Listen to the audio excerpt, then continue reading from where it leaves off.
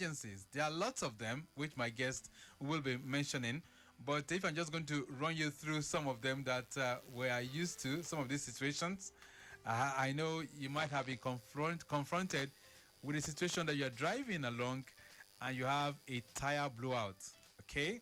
How would you handle that kind of a situation? Or rather, if you have a brake failure, what is the best way to handle it? What if your engine fails too, probably while driving? How are you going to handle that? Okay? All right. So we have situations whereby you could have shattered windscreen. How would you handle that as well? And of course, if you have a faulty headlight or perhaps a stock accelerator, what are the things that you'll be doing if you are confronted with that kind of situation? All right, I am not the expert. I have Ola OSIFOWOKAN here. He's head Ojudibeja Center for the Lagos State Drivers Institute and is joining us right now. Ola, it's nice to have you back in the studios. Good morning. Good morning. Good morning, viewers. Good morning, listeners. Right. It's nice to have you back in the studio this morning. Thank you very much. Great. So when we say emergency situations while driving, what are we referring to? Well, emergency is just anything that poses immediate risk, and such must require urgent attention. Immediate risk. Yeah. All right. While driving, right? While driving. Right. So what are these emergency situations? Can you name some of them for me? Well, you have helped me out by mentioning quite a lot of them, which we may likely look at this morning. Okay. Yeah. So we can talk about the tire blowout, the brake failure, stock accelerator, or a situation whereby your steering gets stiff and it's not controlling again. These are just some of the emergencies we have. That could crop up, right? Yeah. And from the point of view of an instructor, what are the causes of this kind of emergency situations? Well, one, when people don't properly maintain their vehicle, it can develop such faults. And when people are not observant enough, some of these things, you see, I always tell people that vehicle is made with human systems in mind. Everything about human system, you can find it replicated in the vehicle. And vehicle don't just stop. Most of the faults give, signs. Most of it, definitely not all. So, most of it. Are you saying here that it is not right when some people say a vehicle can give any fault at any time without warning? It's not true. It's not true? It's not true. Not all the faults are like that. I can give a very good example. Very few. For example, your timing belt. That one doesn't give any sign. It can just happen anywhere and the vehicle will stop there. It's not going anywhere again. It will just stop like that? It will just stop there. It's not going anywhere. Once it's timing belt, it stops there. No, nothing to show? Nothing to show. Okay. Maybe we'll need Kunle and his team to also let us know some of the latest cars that we have right now. Since he deals with smart cars, okay, maybe he can let us know if the timing belts have a way of showing the driver that, look, something's going to happen to me any moment from now. So your tire is another one. Okay, the tires. The tire can just get punctured. Yeah, but if it gets punctured, I mean, there's always a sign to show that something is happening. No, what I mean is once it gets punctured, it stops there. You are stuck there. Okay. You have to change it. All right. Okay. All right. So these are some of the causes which you just mentioned now. But what is the first rule in driving under an emergency situation? Let's begin to look at how to react, what to do, what not to do, so as to save yourself without, necessarily wreaking havoc on the environment or perhaps on your life.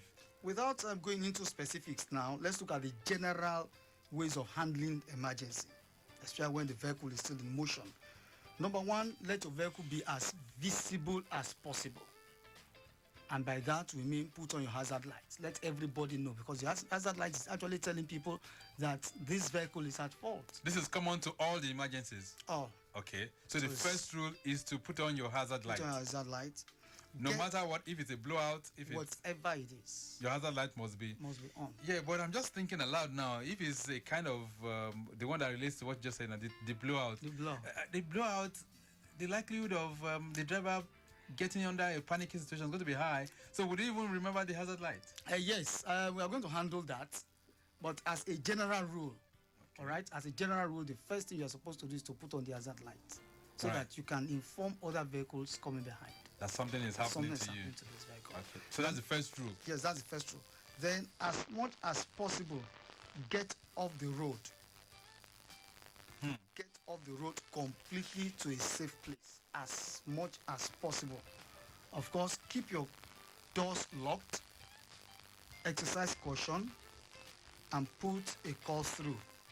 When we say exercise caution, we are actually telling you that you may need to put in your C, what we call C caution, the caution sign, at least 200 feet before and after the vehicle. Right. So as to tell, that's an additional way of telling people that, okay, this one is stopped now, it's not moving any longer. Is that 200 feet or 200 meters? 200 feet. 200 feet. 200 Okay. feet. So before and after the vehicle, this must be conspicuously placed Placed, yeah, for someone to know that something is happening to you. exactly. Right. What do you make of vehicle owners that make use of things as kind of signposts rather than the real caution signs? It's not reflective. That's the unfortunate thing. It's not reflective. The caution sign is designed in such a way that when light gets there, it comes back to you. So you are able to see it from afar. You're able to sight that something is happening over there. But these other ones are not reflective. They are so dull, they absorb the light, and you may not even see what is happening there. So it's always advisable to buy the proper one. And of course, there's this reflective stickers.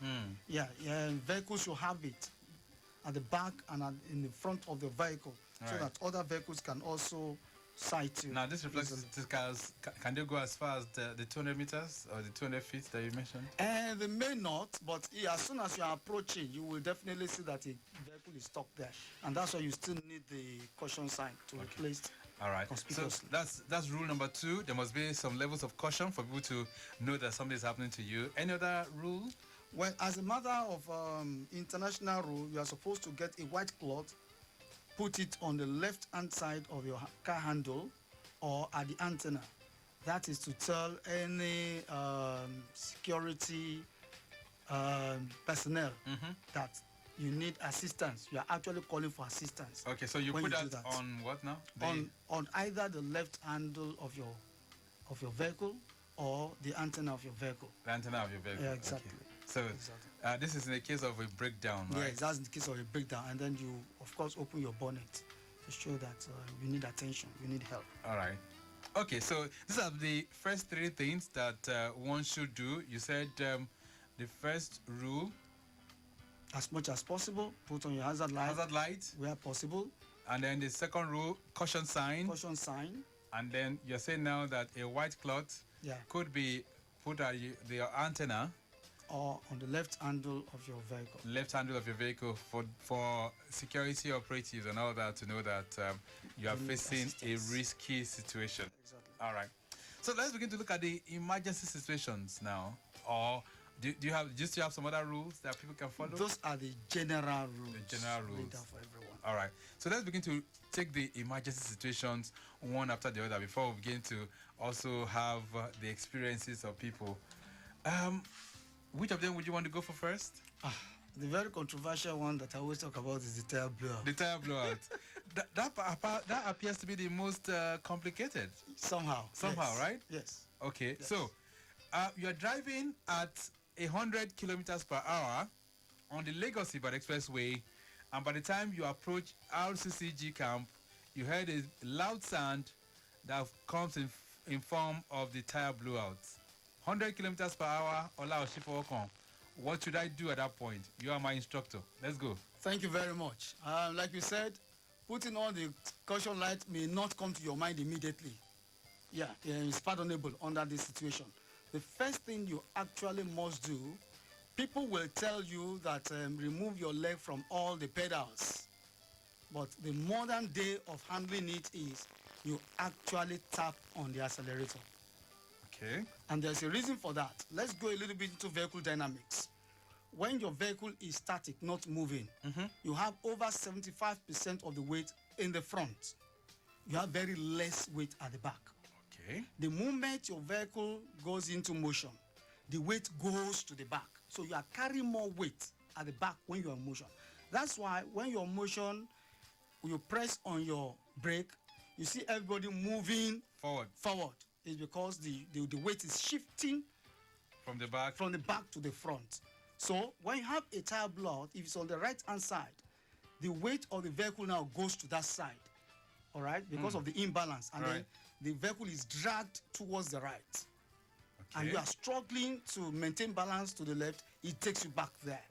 Then if it's on the left hand side, it throws the vehicle towards the left. Okay. So now what you actually need to do is to balance the weight. Right. And the only way to balance the weight is by tapping on the accelerator and not removing your leg from it. Tapping on it. Yes, tapping on it. Tap. Once you tap on it, it throws the weight back. As an experienced driver, you know when your weight are thrown back. It throws the weight back, and then the vehicle is stabilized. At that point, you cannot remove your leg. All you now need to do is it will not throw the vehicle away. Right. Now, this tap that you're talking about, is it a once tap or a twice tap or a 3 times tap? It depends on the speed you are. So we're talking about 100 kilometers right now. Once on 100 kilometers per hour, the tap is just once. It doesn't go too far because you are not actually, it's not as if you want to speed. Let me tell you this. People have always taken me up on this, and I always tell them this, that no one suffers tire blowout more than the car smuggler. Go and ask them. That's the firewalls. The firewalls. And anytime they have a tire blowout, ask them what they will do. They are going to continue on their journey. They will speed off. The vehicle will not somersault. No, it will not. Why? Because there is no law that says that your vehicle cannot move on rims. But we don't want you to spoil our road. Right. And we don't want you to damage your vehicle as well. Right. Okay, so what is it that could lead that car to the point of somersault? So for those who probably are listening now, so that they will understand these dynamics very well. Good. Now, the weight has come to that low pressure side, if it's on the right, to the right. Now, if you now press on the brakes, you will increase the weight that is coming there. And the vehicle, the wind coming against the vehicle now have opportunity of going under to throw the vehicle away. Ooh. So that side which is light is going to be probably taken up. Exactly. And then the wind comes. That's why, you see, if you're on 40 kilometers per hour and you experience tire blowout, you can go on your brakes. It will not somersault. Nothing will happen. Because the air is not massive enough to throw the vehicle away. Right. You are not on speed. But on 60, you're already on speed. And at that point, if you press on the brakes, it's going to increase the weight to that side, and then the wind is massive enough to throw the vehicle away. So what throws the vehicle away? The somersault experience as a result of the massiveness of the massive wind that's coming against you. Nothing more. Wow. Okay, so now you said it, tap on your accelerator. Is it keep tapping or just tap once? Just and then tap once to throw the weight back. Throw the weight back, and then you can remove your legs. Okay. It will not throw the vehicle away. It's going to maintain balance. And then what do you do next? Of course, immediately you press on your hazard light this time around. You still have to do that. And the minute you do that, the speed, it will reduce. The tire blowout itself actually will reduce the speed limit. Right. Immediately. That's the first experience you have. It's as if you're actually pressing your brakes. So it will reduce, and once it gets to around 40, you can then press on your brakes and then stop the vehicle. That's the dynamics that it goes through. That's the best. All right, this is for tire blowout. I'm sure that if you've had that kind of situation before, you might want to share that experience with us and how you handled it. We'll be connecting with you very, very shortly as well. Let's take you through the Yanakwaja corridor, where I understand is still good. If you're moving from that point towards Goyi, it's still a very, very good drive. That's from Yanakwaja roundabout inwards Goyi, very much in good shape. Goyi en route Dokwemu underneath the bridge is also looking good. And then Dokwemu underneath the bridge inwards Cement, gathering momentum as we said earlier on. Now Goyi inwards Akinwawo and Alaguton Road, linking up with Moshlashi is also looking good. Return journey is not bad at all. Dokwemu Bridge inwards Akonwojo roundabout, proceeding to Shasha roundabout, also very much in good shape. Sele, Shobo, Kwara, Jimo, down to Ogunlano, linking up with Egbeda is also looking good as well. Likewise for return journey. Now, Dokwemu Bridge connecting Oniwaya Road, and of course, Agbotikuyo is also busy at this time. No impediment cited even as we speak. All right, so let's look at another emergency situation. Okay? You're driving this time around. on the Lekki Aja corridor, and all of a sudden, you find that your vehicle has lost control. The brakes can no longer hold. So what do I do at that point? This time around, you're one of the errand drivers, one of those who would rather not listen to caution. So you're driving at 120 kilometers per hour. Wow. You're a killer. Man, you're a killer. So what do we do? All right. We are going to, it's a two-pronged thing. We are going to first handle it from the manual vehicle. Then we now check it out on the automatic, how to handle it. Okay. Now, if this happens on a manual vehicle, the first thing to do is to pump the brake for 2 to 5 seconds.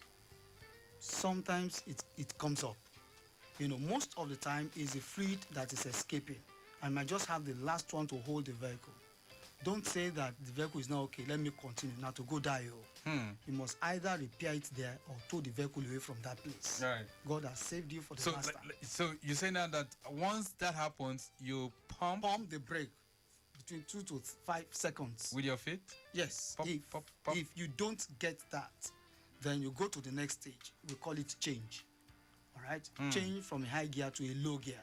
From 5 to 4, from 4 to 3, from 3 to 2, from 2 to 1. Okay. All right? So that begins to slow it down. The vehicle comes down automatically. But it's not as easy as I've said it. All right? You will actually have to force it in. And the sounds you'll be getting from the engine is going to be very, very unpleasant. In the process, you can lose the gear. But I always tell people it's better to lose the gear than to lose a life. All right? If you're going to lose the gear, but save your life.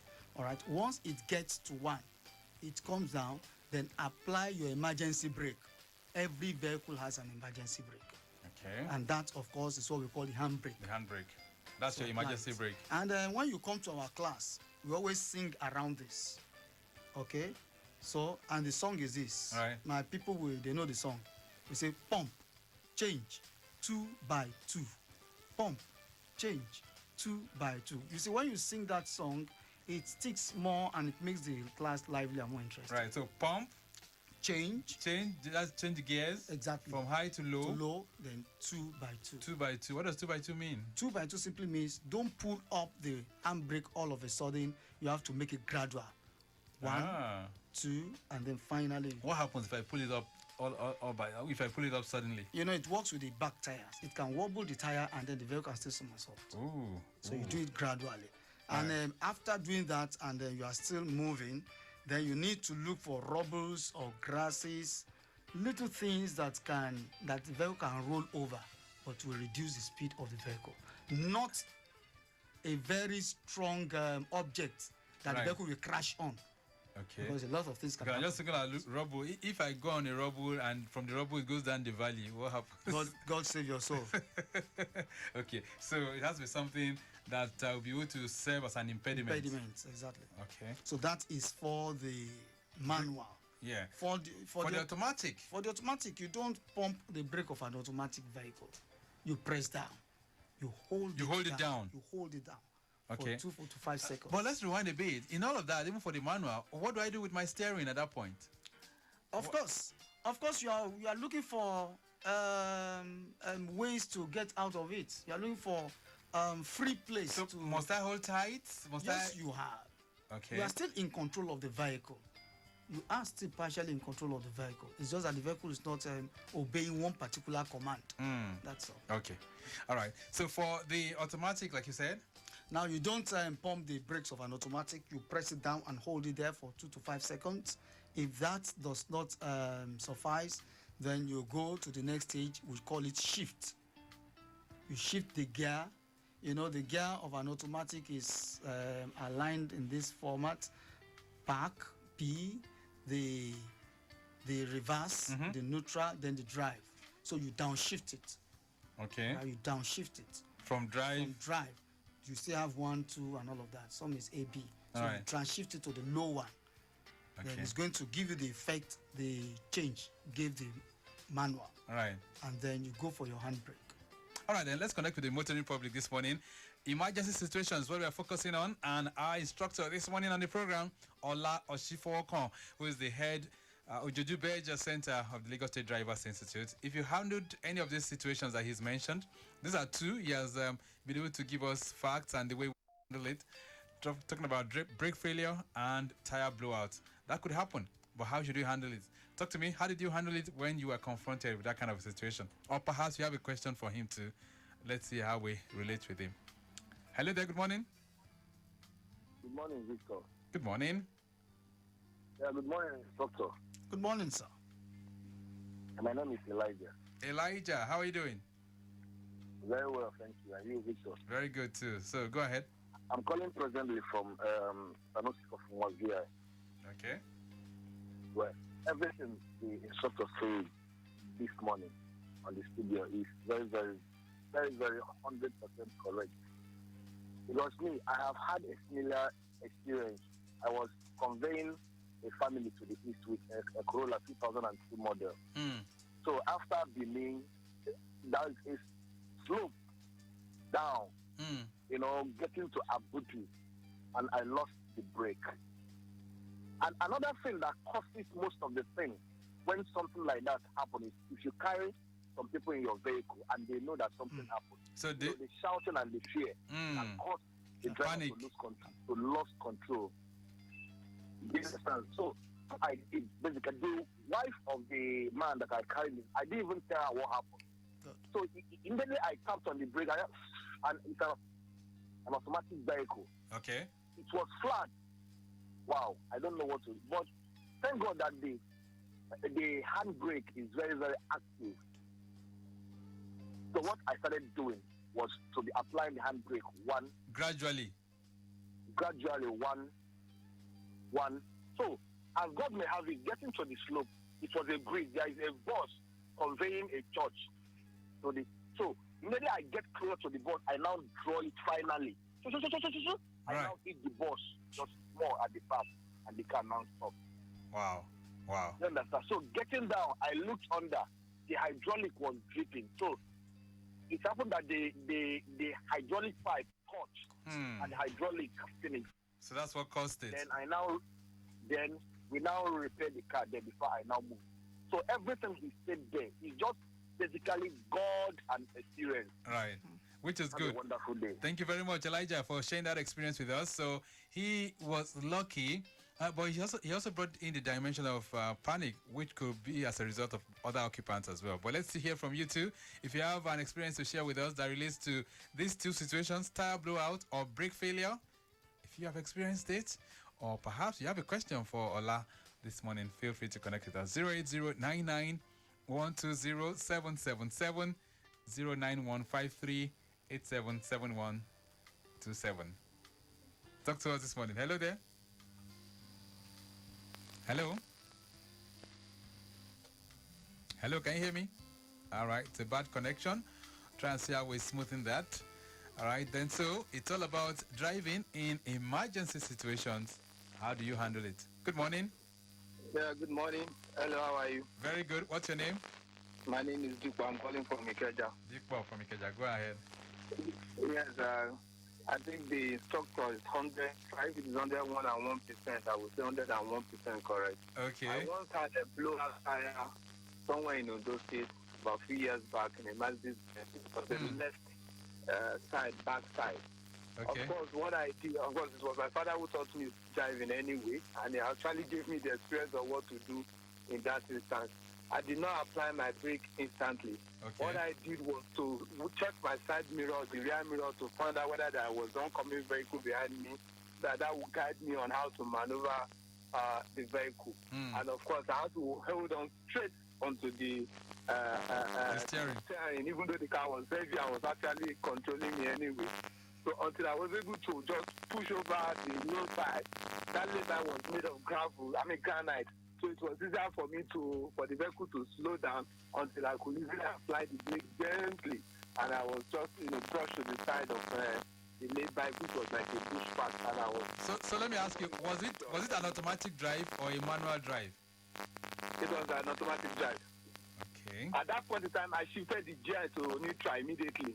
I just shifted the gear to neutral to reduce the speed immediately. All right. Okay.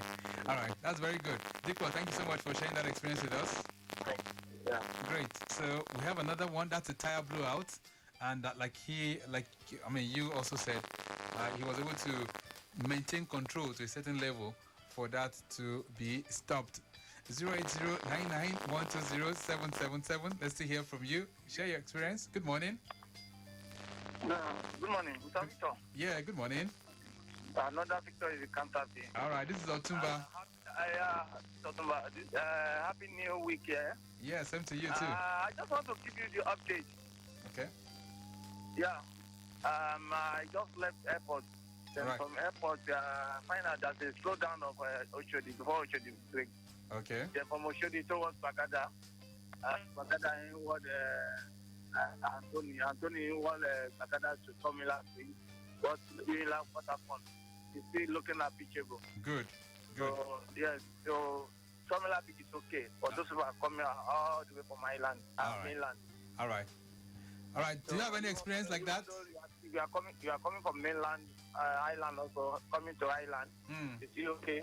Well, from Bagada towards Anthony, is still looking at pitchable. Okay. All right. So, do you have any experience like that, Otumba? Have you had a tire blowout before, a brake failure? I have a question. The question that I want to ask that, because what of the vehicle that didn't have handbrake, maybe the handbrake either automatic or manual, how will it cope? Okay. Because as Apple, I'm an engineer before, but what of the vehicle that didn't have handbrake and both automatic and manual, that the handbrake is faulty, and this kind of situation happen? Okay. How will it cope? That's All my right. question, yeah. Thank you very much for that. Let's just answer that right away, Ola. Do we have just kind of situation? Vehicles without handbrakes? There's no vehicle without handbrakes, and if your handbrake is not working, the government should prosecute you. He's not supposed to be moving on the road with a vehicle telling like you. that. Faulty handbrakes. Go repair it. Okay. All right. So that shouldn't occur at all. But At all. if that kind of situation happens, that's more or less writing a letter to. That's suicidal. Okay. All right. 08099120777 09153877127. Good morning. Hello, good morning, Victor. Yeah, good morning. Yeah, I did, Mr. Ola. Good morning, sir. Morning, sir. Okay, my name is Kazim Uba. Kazim Uba. All right, where are you calling from? Currently, I'm at Alagbado around the AIC. All right, go ahead, Kazim. Okay, firstly, let me just give you a traffic situation around this area. I'm coming, just came from Abeokuta. I'm getting to Congo, to the inward MD. I think there is an accident or something. There, so it's very slow. The entire road is blocked. You have to come back and go and follow inner road to Okay. Alakuko. Then come out and make a U-turn back to the express from after Alakuko bus stop. Okay, all right. And on AIT road, there is a truck. I think it wants to turn to the street, and It got hooked there. it's blocking the entire road. Ooh, okay. AIT road. For people going towards Kola, it's Okay. just the entire road. So there is no thorough. People already on that lane are finding their way to come back to follow one way and head towards Kola. All right. And thirdly, what Mr. OSIFOWOKAN is. said is actually very, very, very, very true. And from a place, this happened to me yesterday night. I was supposed to come back from. It happened to you when? So yesterday night, Yesterday night. What happened to you? I ran into a ditch along the express coming from Abeokuta, Ooh. and I lose. You lost control. One of my tires. It busted right there. Wow. So I just as the car was with me, I just struggled with it. I removed my leg from the pedal and onto the table, and I continued moving with it until I got to safe space to. So is it a manual drive that you're driving or an automatic? It's automatic. Automatic. All right.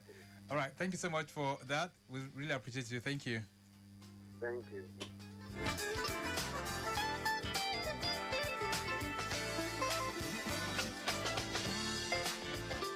All right, so Ola, was it proper from what he said now? Cousin from over said he removed his legs from the pedal.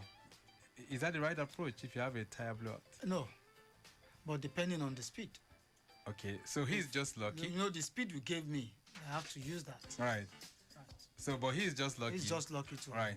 Okay. So let's begin to take this home this morning because there are lots, and I know that we can still handle more emergency situations. If you have an engine failure, right while the car is in motion, how do we handle that? If you have a stock accelerator, we have that kind of situation, right? Sure. And if you have your power steering getting locked while in motion, that is another one, right? Mm-hmm. Okay. So these are some other issues that we'll definitely treat very, very soon. But in taking it home this morning, what's your message to our people? And how can we still handle this kind of... And then how can we avoid it too? Quickly. Thank you. Especially for brake failure, I want to appeal to us. We're in the rainy season. Anytime you go into a deep water and you are out of it, test your brakes. Okay. Don't just assume that all is well. Move a bit and then, check out your brakes and be sure that it's still working. Press on your brakes, right? It's better, to do that. It's just a precautionary measure. Okay. To take. All right. These are words of advice for you as you drive. And of course, you can learn more from him. Professional drivers are meant to come to your institute, right? Very correct. So that they can get the right knowledge on all of this. And Ola OSIFOWOKAN is part of the institution, right? He's of the Ojodubeja Center. Ola, it's nice having you in the studios. Thank you so much for coming. Pleasure is mine. Any parting words? 30 seconds. Lagosians, drive safe. Check your vehicle very well and be more observant. God bless you. God bless you too. Okay, so that's how far we'll go on the program today. Thank you for linking up with us. And of course, learning one or two things from our instructor, Ola OSIFOWOKAN. Maximum thanks to Folashade Adirumu, who has produced the program this morning, the social media team, and to our executive producer, Tayo Akonle. We must equally appreciate the head of the Drivers Institute, talking about Tiamu for making this possible, Mrs. Tiamu. Okay then, so tomorrow your side mirror will return, but till then, this is Victor Oteri urging you to drive safe and respect all the traffic rules. Bye for now.